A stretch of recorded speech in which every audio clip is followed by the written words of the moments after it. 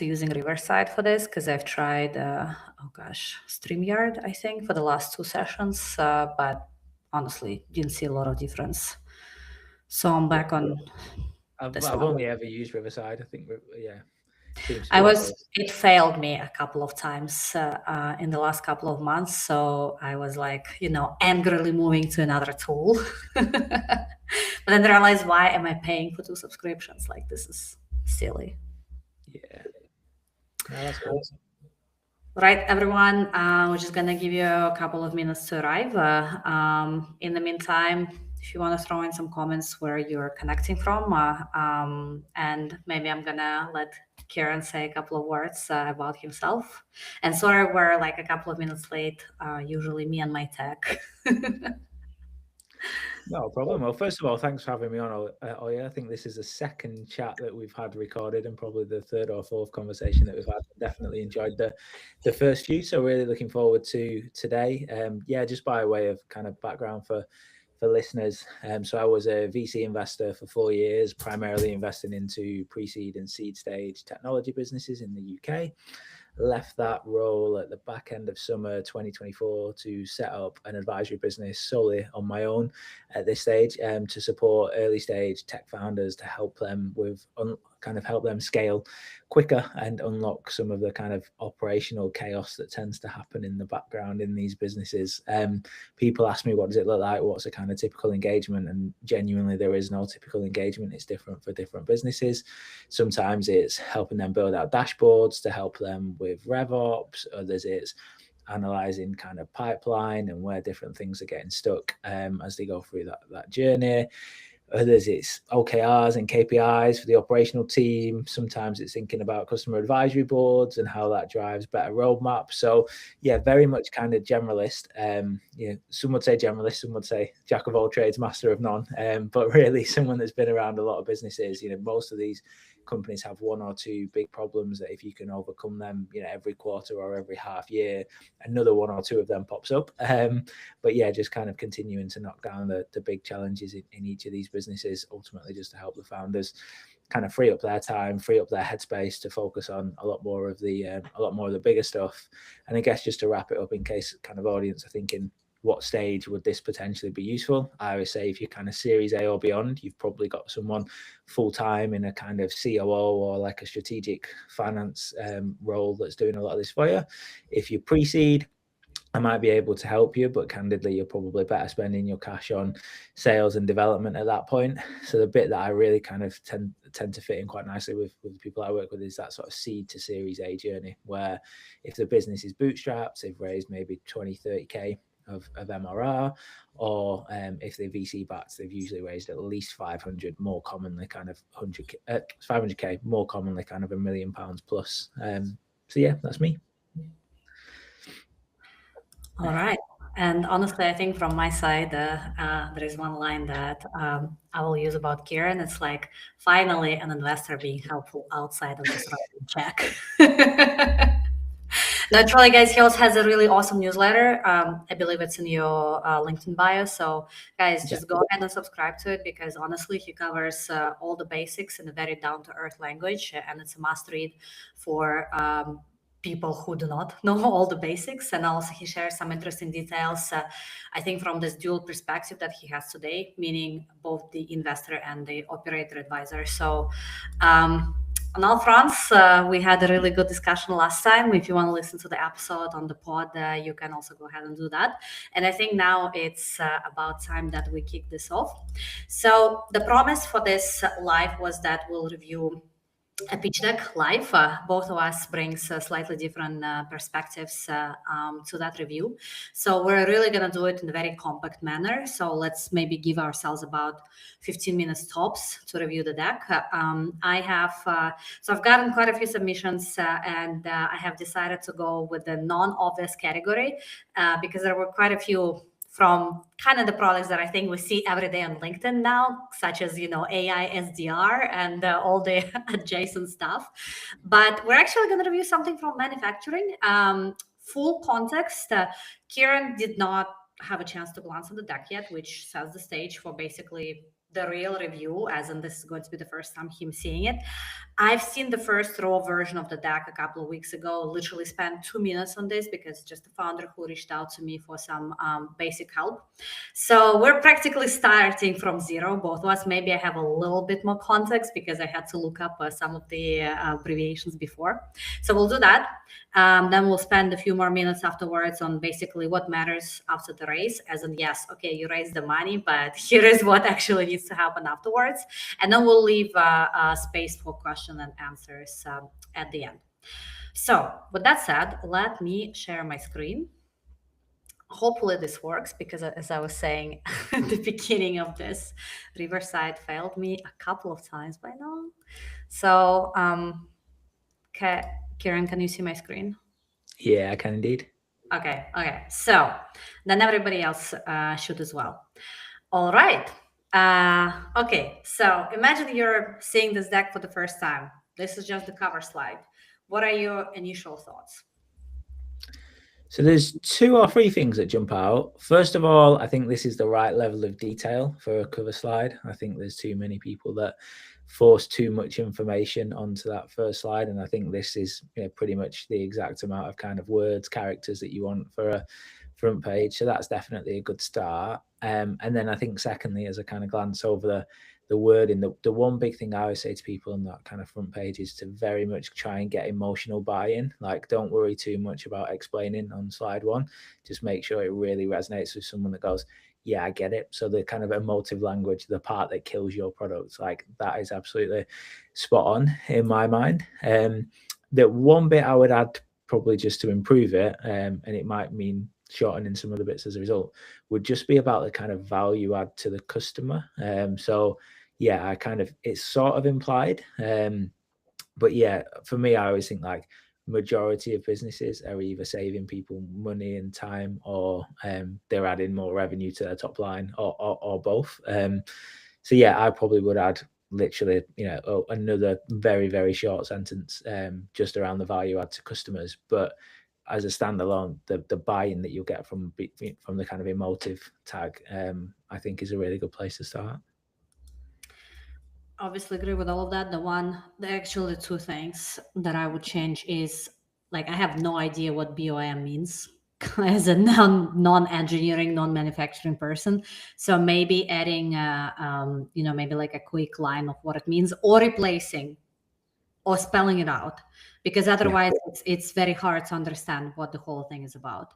And there is the website at the bottom, but the email is still yahoo.com, which I think kind of signals maybe non-seriousness, as in, come on, man, you can get professional email if you have the actual website already.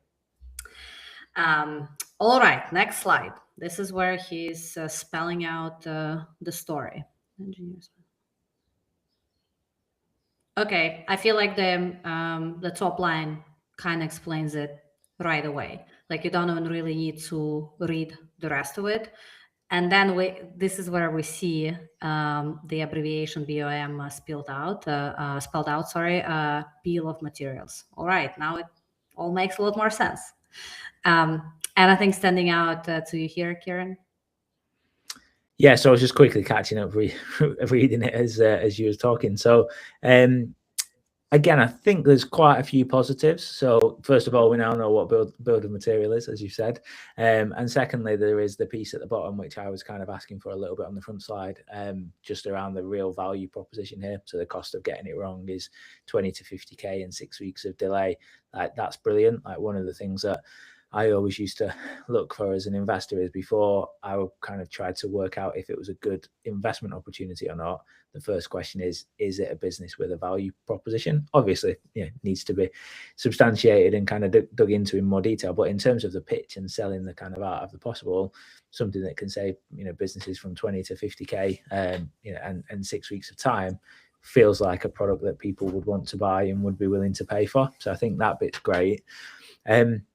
I would say this is probably slightly more text heavy than would ordinarily be ideal. So I'm not by any means saying that it's bad, but I always think the framework I have in my mind is the average pitch deck gets reviewed for between 2 and 5 minutes, and bearing in mind that that's an average. So the long, there's stuff that people Right. really interested in that might take 15 to 20 minutes, right? So put yourself in the investors' shoes. So the investors had back-to-back meetings from 9 o'clock till 12 o'clock lunchtime.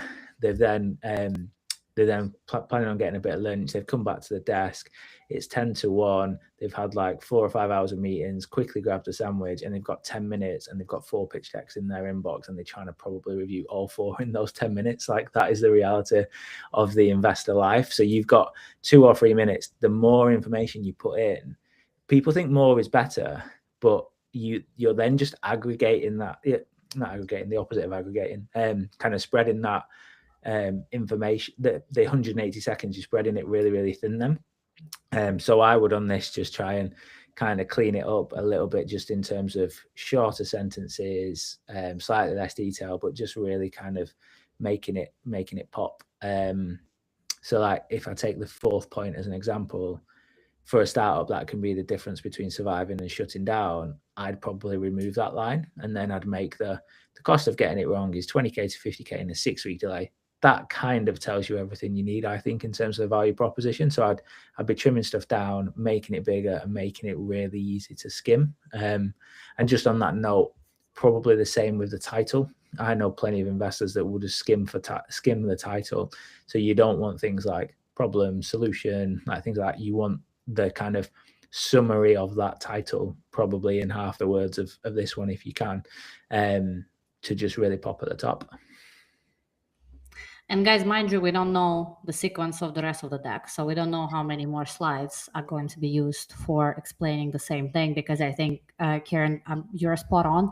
And honestly, what I would say here as well is, like, feels like a warm up. I feel like there is more that's coming in the same direction. So let's see. Oh, and as your fellow Englishman, Mark Twain, have said, which is a line that I absolutely love. It goes as follows: if I had more time, I would have written you a shorter letter. So even 200 years ago, the guy was already onto something, as in, actually, if you have the ability to express yourself in like shorter sentences, or just like more compact message, I guess that makes absolute sense. It's like, it actually takes more time to be able to nail it down to something a lot shorter. So, okay, that was a warm up. Now we're looking at the problem slide,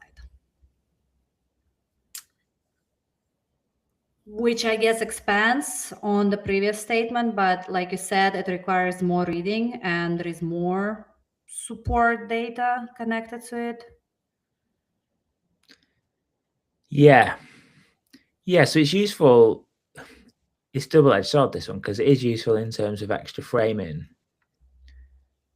But I think it depends how we're looking at this. If this is a deck to walk someone through on the call, I think this page is really useful. Mm-hmm. If this is a deck to send out to get a first meeting, I think you probably don't need most of this information, because it's all kind of implied in the slide before. Right. It also depends on who you're targeting, because I think if you're targeting like a corporate venture investor from the sector, this extra knowledge would be useful. If you're targeting a generalist investor, their focus is mainly on ROI. So I'm not sure they would necessarily need this level of detail to make the decision of whether they want to take a call or not. They absolutely would need it on the call. A majority of decks I see are trying to do both. They're both the send it code and the present on screen. But I think splitting it out, if you was going to, I think it's always useful to split it out. And if you are going to split it out, I think you might get away without this one in terms of the kind of sending code one. Yeah, because I feel like I said, it's kind of like an extra leg for something that was already standing. Let's see if there is one. Okay, so this is, I guess, the wrap up slide of that storytelling, which is probably, like you said, for something that you're sending over email. Is just, there is a lot. While overall it does, I guess I see the connection, it connects, and I think there are some interesting numbers on the screen, and this is probably the whole story, right? If we were to cut it down. Yeah, I mean, the 20 to 50k and the 6 to 8 weeks and the one part, that's all on slide one anyway. Exactly. Yeah. So yeah, I would definitely look at streamlining it. But to your point, this one is a lot more skimmable, like it has all those big numbers. Yeah. Yeah, agreed. Yeah. So I would look at streamlining it, but yeah, probably lead with this one instead of the one on slide one. Yeah, the format of that is definitely much better. Now the solution slide. Do you know what Carfax is? No. Neither do I. I But I'm like gonna. that as a strategy though. Like X Yeah. business is the X for X market. I just probably wouldn't use Carfax. In my mind, I had almost like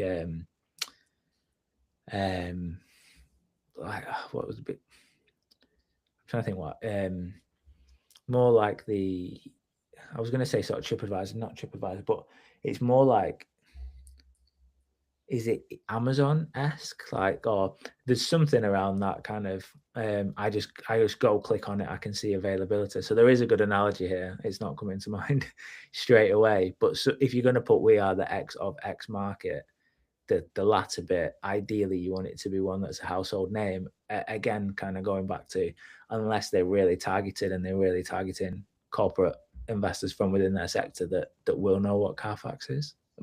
Appreciate the geography might be different as well. It might be Carfax might be prevalent in the kind of founders geographic market, which might make it a bit different as well. But yeah, I don't know what it is. I'm assuming it's because the pitch is from the US. So I guess it's a US platform that we simply don't know because we're not there. Yeah.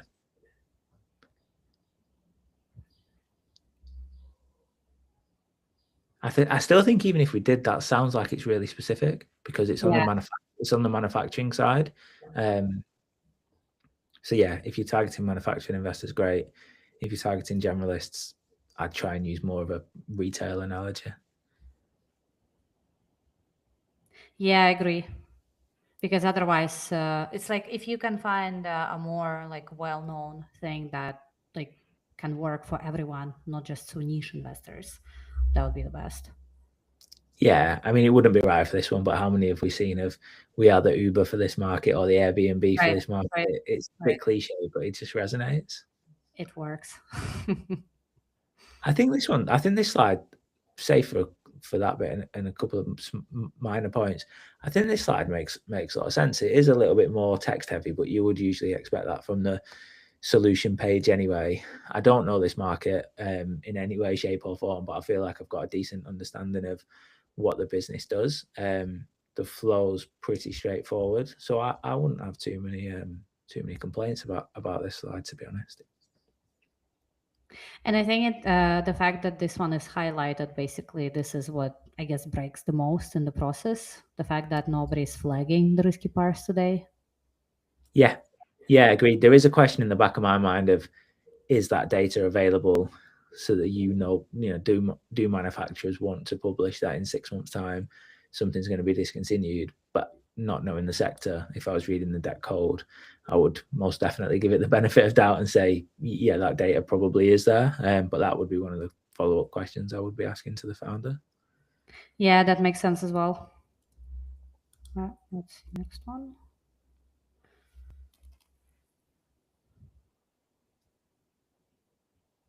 I feel like this slide is doing two things at once. It's explaining the business model, and the market slide. Yeah, agreed. And it's a hard comparison to make. Yeah. So I'm critical of a lot of market slides because they tend to just talk about like the other big and well-known providers in the market, but they don't necessarily talk to how this problem is being solved at the moment. And even if that's a manual process or picking up the phone or emails or sticky notes or whatever it may be, I think that 5 to 50K per year contract compared to £100 a month, there's such different buyer personas and different problems. So the question I'd be kind of looking for here is, how is your target market, which I presume is more SMEs than the mid corporates that Silicon Expert go after? how are they doing this at the moment? And the answer might be they're not, and they're just kind of going on faith. But that's how I would try and frame more of the competitor slide. Yeah, I don't think the link to the bigger business makes a lot of sense in my mind here. Yeah, because like you said, it doesn't describe what the status quo is, because the expensive option is not the only status quo. Just like you said, it's, the up market, but mid market and SMEs, what are they doing? Because the solution is clearly for them. Yeah, but this is, I'd say this on 95% of decks I see, it's the same thing. It's either the 2x2 grid, or it's the kind of feature page, and then obviously inevitably there's a tick in every single feature piece, and across in some of your competitors. I think competition is just vastly understood in terms of even outside of the pitch deck. I think, if you see a competitor slide and you get all the ticks just in one, I'd usually ask someone back when I was an investor, well, if I saw your competitor's deck, where would they be? Where would they have ticks in there? And very seldom they can answer, because I think we make a lot of assumptions about our competition of like, oh, they can't do this, Right. or they can't, or they're not at the right stage. And I was writing something for LinkedIn last night. By definition, you think you've got a better product than your competitor. You have to do, because if you don't think it was better, you would be doing something in a different way. But your customer might have a completely different view of that. So I think even for like pre-seed, seed stage businesses, getting out, speaking to customers, surveying your customers, building your ICP and competitive map around that will give you so much. We're talking about decks here, and maybe kind of spanned a little bit more into the operational and some of the stuff that might come up in terms of pitching. But you've got to get out of your own assumptions in terms of competitors and actually speak to customers, because they're the only ones that will have the answers. Exactly. And I would also advise to avoid any, because like this, I don't know what KiCad or Altium is. And I would say you should always assume that like investors will know what this is about.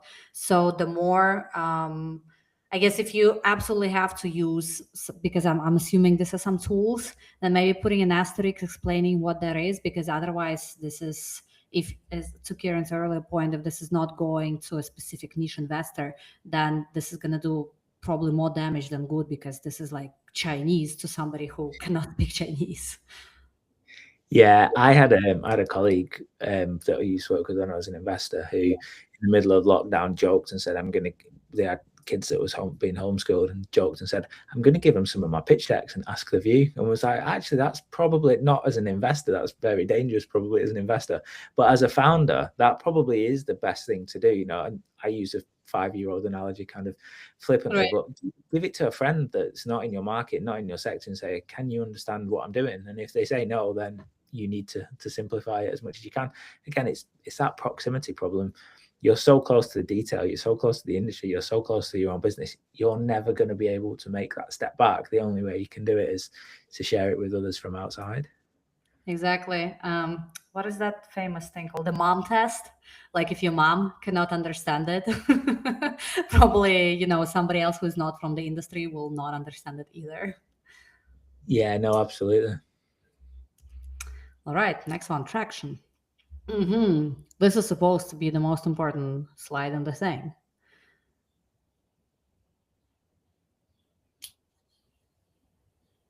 Okay, well, but there is no real traction on the slide, even though it's called the traction slide. I mean, yeah, commercial. It's good. Yeah, it's good that there's a traction slide in there. That's a good 10.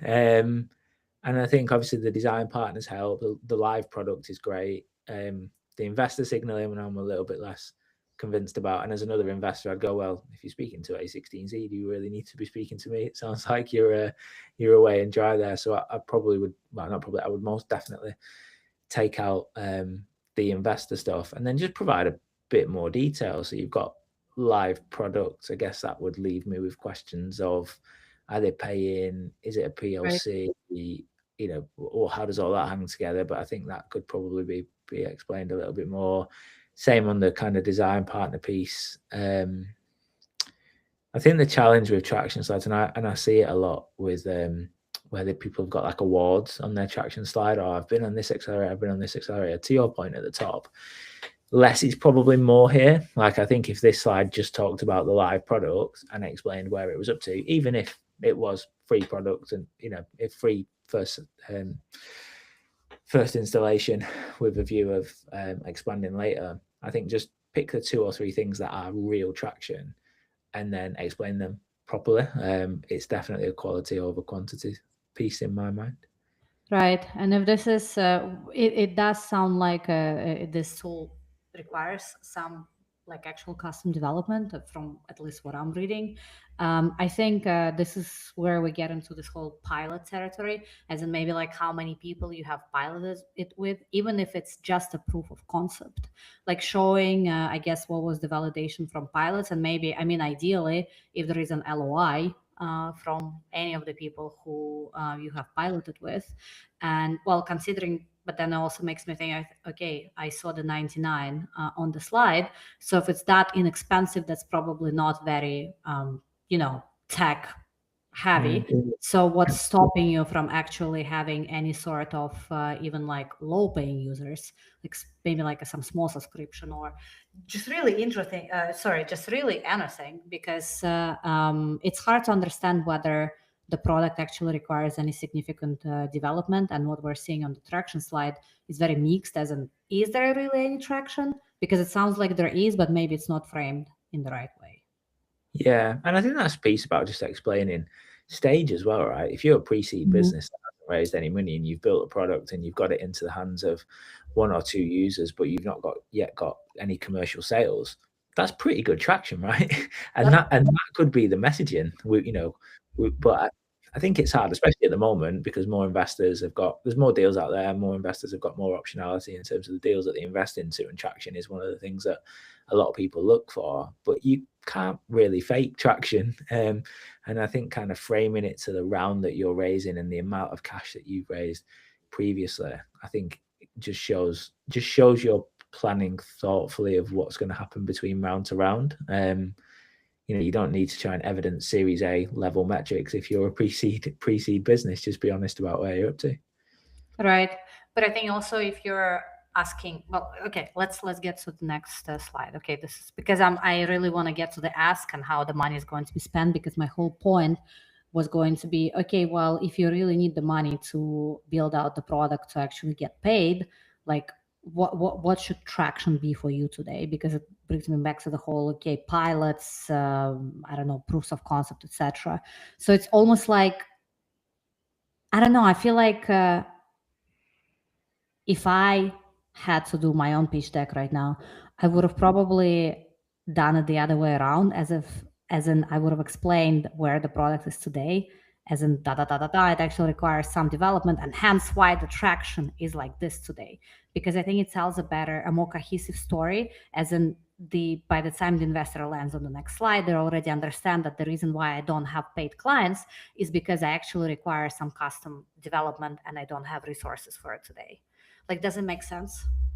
Yeah, I'd agree with that. I was reviewing a pitch deck for someone else the other week, and I was like, "This is absolutely awful." It's like, "Why? What's missing?" I was like, "Nothing's missing. It's just all in the complete wrong order." And it's really cliche, but there's loads of templates out there. ChatGPT will give you one if you want now. Right. Just what is the 10 slides that you need in a pitch deck, and what's the flow of it? And if you get the flow right, the rest of it's easy. It's hard because I think people sit down and start writing slides. So I don't do any kind of fundraising specific stuff, but some of my retained clients, where they are raising, clearly I will give my opinion in terms of the stuff that they're doing. And I was helping one of them create a new deck the other day, and we went all the way back to the start. So business had successfully raised a pre-seed round. I guess it was more of a seed, and they was kind of looking at raising a Series A, and we just deleted everything we had and started from a fresh piece of paper. And the first thing I did was I wrote down in about 50 words, 30 words for each slide, what I wanted each slide to do and what the story was. And then we went back and made it look pretty and put the graphics in and put everything else in. But the first bit is just, does that story and flow make sense? If not, you're kind of working with one hand tied behind your back. So did you say you wanted me to move back to the other slide? No, I said if not, you're working with one hand tied behind your back. Okay, sorry, I misunderstood. That's my accent, sorry. This is okay.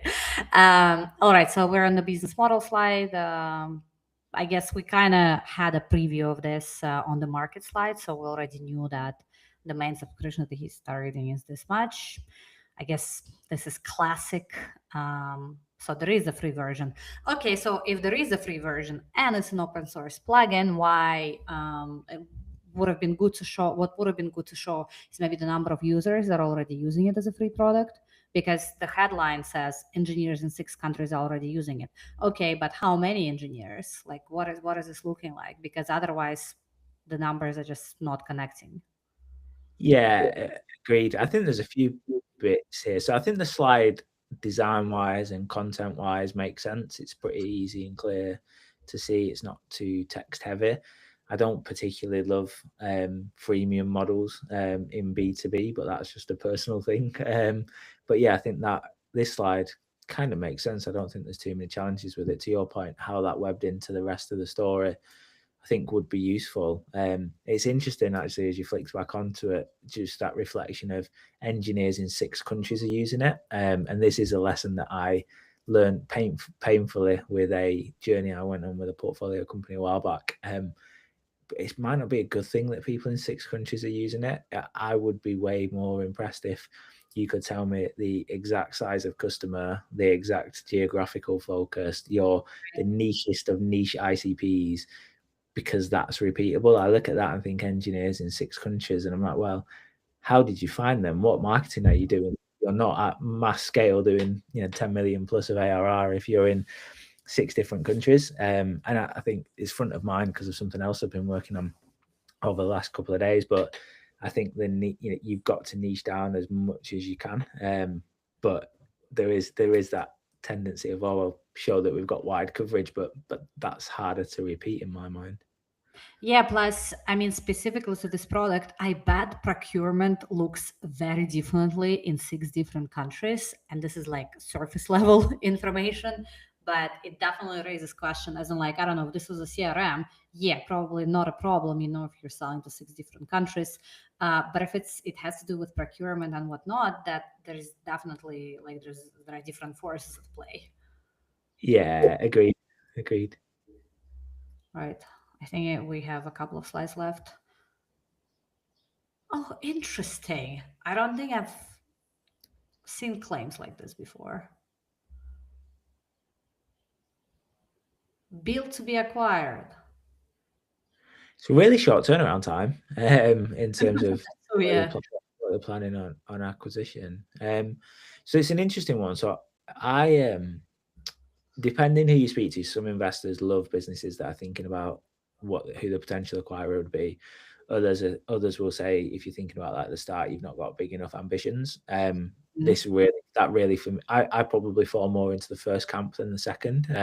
Kind of flexible, but yeah, when I was an investor, I was probably more looking for people that at least had some sort of idea of what or when their exit might look like. Like if you're a horizontal SaaS solution, you're probably not going to IPO. Like that's just not the reality for most of those businesses. So you are usually looking at some sort of trade exit to maximize on value. If you're a vertical solution, if you're a horizontal solution, it might be IPO. If you're vertical, it's probably going to be someone within your sector. So I think thinking about it makes sense to me, but this is about who are you targeting? Because there's some investors that will just see that as a page and go, not big enough opportunity for me. So again, I wouldn't say it was right or wrong. It's just about thinking about who it's going to go to and what they might want to see. Right.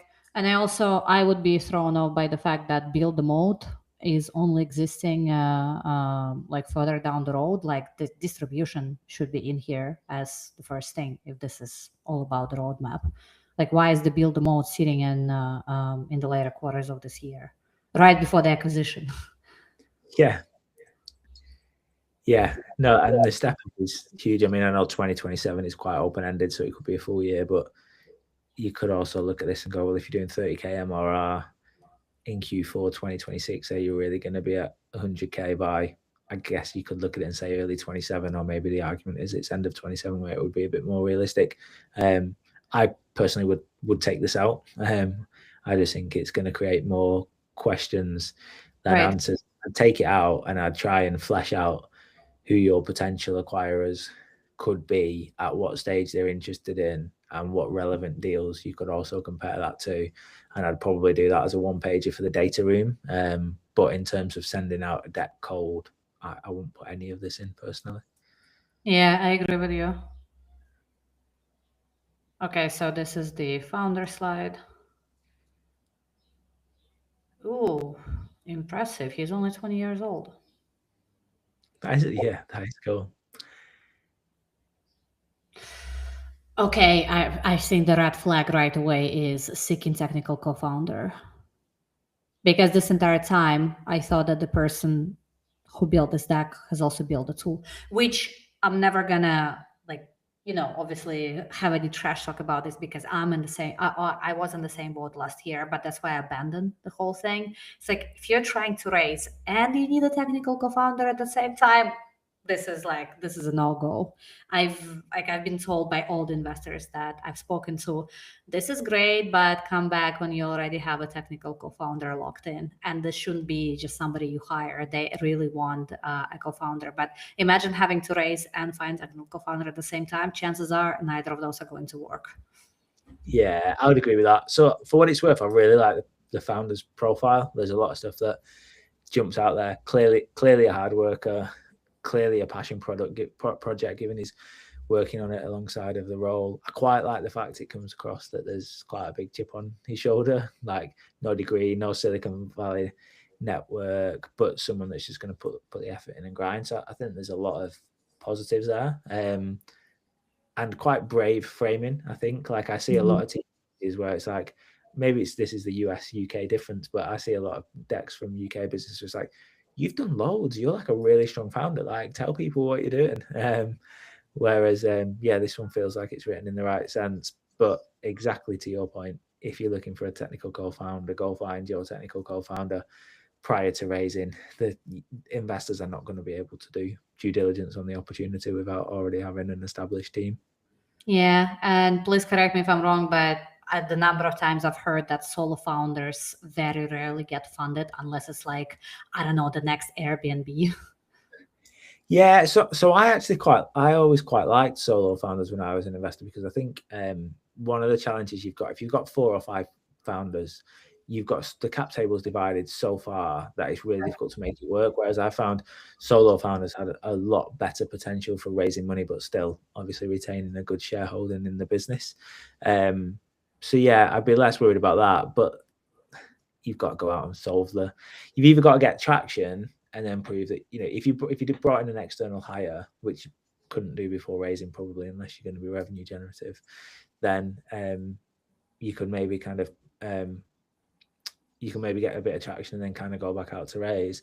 Kind of failing that, you probably do in this scenario, especially given working and non-technical background and stuff. I think trying to find a technical co-founder first would make a lot of sense. Yeah, I agree. I think it's just like, it's as simple as most investors seeing solo founders as just a risk, as in, tomorrow the founder doesn't want to do it anymore and everything goes bust. Yeah, agreed. Yeah, I think especially at the early stage, if you're later and you've built a management team around you, it's a little bit easier. But yeah, obviously in today's day and age, can you spin up a bit of an MVP as well and just get it into the hands of customers? Albeit, I guess that's what we've got here. We have got a product because people are using it, and the founder has got a computer science background. So there is some product. It's just, how does that, maybe it's not the kind of the finished product that they want to take to market. There's clearly, given the profile of the technical co-founder that they're seeking, there's obviously some gaps that they're looking to fill. Right. And that's the ask. All right. Do you think, from your perspective, is this a good move to say both pre-seed and safe? Is there like an actual, I guess, formal difference between the two? Because the safe is more like how they're hoping to get it, I guess, signed, right? Because it's different from an actual, I guess, structured cap table, if I'm not butchering this. Yeah, no, absolutely. Yeah, safe's just kicking the can down the road in terms of the equity granting and obviously the valuation that goes with it. My advice to founders is always just to stay pretty quiet in terms of, is it safe, is it a price round, and if it is a price round, what is the price? Because ultimately you just want to have as many conversations with relevant investors as possible in my mind. So I probably would just keep it as high level as 600k, and then the kind of splits within that. Again, it's a bit kind of vague, a little bit generic in terms of how they break down, but it's a pre-seed business, so I wouldn't, it's not a split that's kind of outside of what I'd expect. It's broadly 50% internal in terms of engineering and ops, and then 50% external in terms of distribution and growth, which I presume is a combination of sales, marketing, and partnerships. So, yeah, there's not much you can say for a pre-seed business in terms of the kind of splits. Obviously, as you get into seed and Series A, you're expecting a lot more of that to be weighted towards commercial than internal, but feels all right. Yeah, I would agree with that. And I think to your earlier point, what's missing is this whole, so who is really your niche, how it is going to work in terms of GTM. And to what I said earlier, okay, so what is the actual maturity of the product today? Like, to justify these numbers as in, okay, yes, I really need to spend almost half of this on engineering because I only have, I don't know, proof of concept on Lovable, but people are loving it as a quick, I don't know, let's call it control demo, right? So you can justify why the numbers are looking like this without it sounding generic. Yeah, no, I would agree with that. Some framing as to why you're going to use, not what you're going to spend it on, but why you're going to spend it on, that would make it a lot stronger. And this is the last slide. Yeah, I've not got loads on that. I don't usually see a closing slide. Useful that there is one. I think that's fair. Yeah, just tells us what we've kind of seen throughout. Okay, I'm gonna stop sharing. And now that I've finally seen the clock, which I have been peacefully ignoring up until now, whoa, we took a lot longer than I thought. But I think it's actually cool because I think we covered a lot of pretty specific details. Yeah, we said 15 minutes, didn't we? We only went over it by 3 times. It's totally fine. Okay, I'm gonna go check the comments. Sorry, guys, I'm a little slow. Ollie and her tech. For those who know me, you know what's up. All right. Let's see. Oh gosh. Okay. All right. Let's. Ishant, hi. Thank you for being here. So his question is: if a founder's pitch is good but not great, the basics are clear but it's not yet sharp, what's the single fastest way you've seen them uncover? What's the single fastest way you've seen them uncover a more compelling, non-generic point of view on their category without rewriting the whole product? Does the question make sense to you, Kieran? I think I might need you to read that one again. Okay, yeah, me too. I think what Ishant is trying to say is like, how do you get from... Okay, I'm gonna just read it again. What's the single fastest way you've seen founders uncover a more compelling, non-generic point of view on their category without rewriting the whole product? I think I understood it up till rewriting the whole product. So I wonder if it linked to the point that we was talking about around actually getting out and speaking to customers to work out kind of what they need. I think it might do. If that is the question, I think for me the biggest feedback is think long and hard about the questions you want to ask your customers before you go out to ask them. Test drive it with a small amount of customers to see if you're getting meaningful insight, and then just go out and speak to as many as you possibly can with that refined question list. And then I think the second part of the question was almost, well, what do you do with that then? And it's a double-edged sword because you need to have spoken to enough people for it to be valid feedback. And you also still need to stay true to the product that you're building.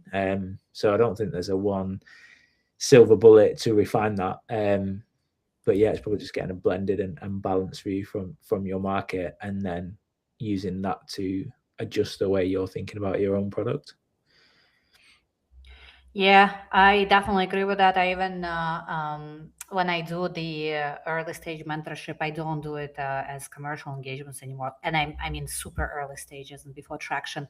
The one single mistake I see people do basically, all around, is thinking solution first instead of going deeper into the problem. Like the Yeah, number of times I see people like try to push a landing page or something out before they've actually had enough discovery calls, which is like a super easy thing to do before you have anything. It's like you're not selling anything. So people are a lot more open to the conversation, and you really need to get out of your own head and your conversations, Claude or ChatGPT, and ask real people, because you might be onto something, but if you don't validate it with enough people of who would be your end customers at the end of the day, the chances are you're going to be stuck doing this brainstorm, with an LLM, and then you're going to be selling something that doesn't solve an actual issue.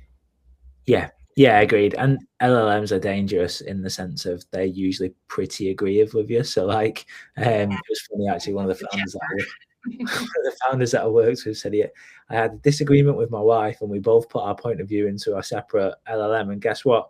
We were both 100% right."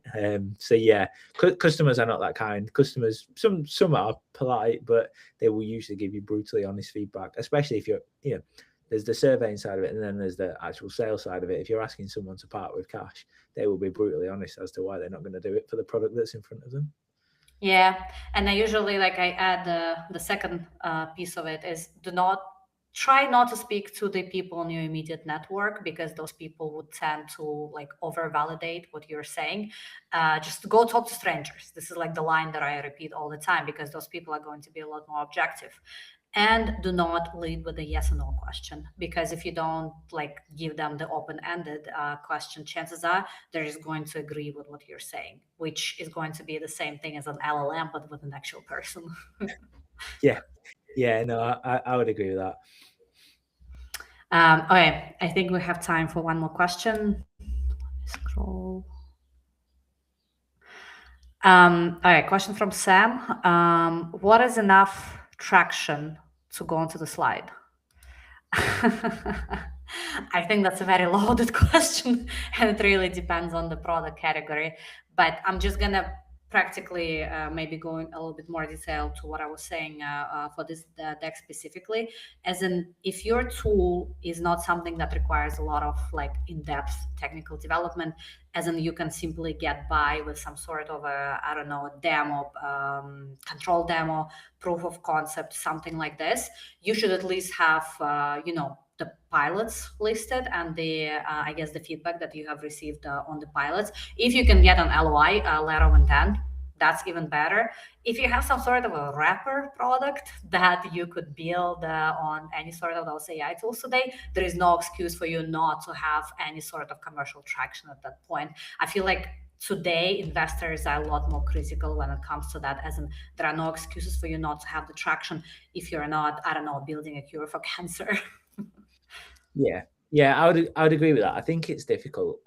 You've got to get into the mindset of you got to be salesy. It's a process that indexes for extroverts, and the deck's the first stage of that. But you've also got to be very comfortable that when someone challenges and probes it, that you can actually stand behind the claims that you've made. So I think it's less about what level does something need to be at to go in the deck. It's more pushback to founders. If someone really scrutinized you on this, could you answer all the questions on it? And if you can, then it should go in the deck.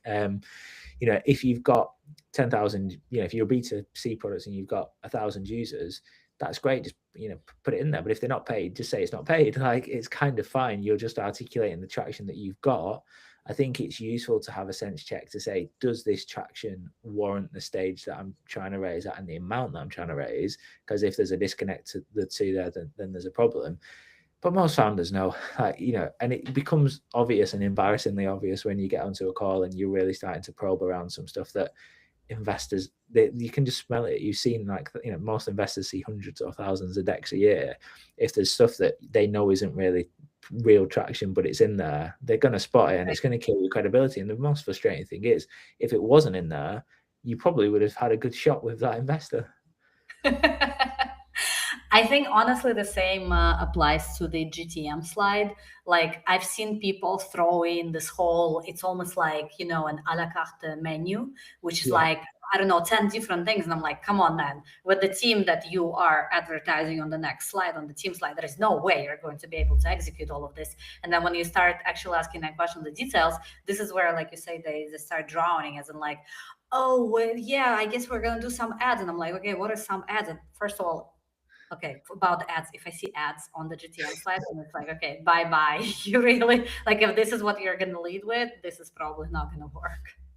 Yeah, I like the kind of thinking in bets analogy for GTM. Like if you Mm, pre-seed, where do we think our customers are going to hang out, and what experiments can we run to validate that? Because ultimately, we don't know, right? If we knew at pre-seed how to get customers, we'd just raise 50K and we'd have 100, 10 times return on that in the first year, and then you just continue to grow organically. But yeah, GTM and ICP, the amount of times it's almost always too wide, too many ICPs, too many go-to-market strategies, too many different marketing messages, too many features. Like just pick like 2 or 3 features and just go heavy on that with some kind of clear and concise messaging. right. This is the case where the more is not the merrier. Yeah, absolutely. Less is more. Do less, but do the things you do well. Exactly. All right, and we're at time. Okay, I think we've had a pretty efficient discussion, even though it took us, like you said, 3 times longer. But hopefully, this was helpful for everyone who tuned in. Thank you for tuning in. Kieran, do you want to say some final blessings? No, just thanks for having us on. Really enjoyed the conversation. Thanks to anyone that's listened in. If anyone's got, I appreciate we ran out a lot of time for questions, but if anyone's got any general questions, feel free to drop one of us a note, and yeah, I'll definitely come back to you. All right.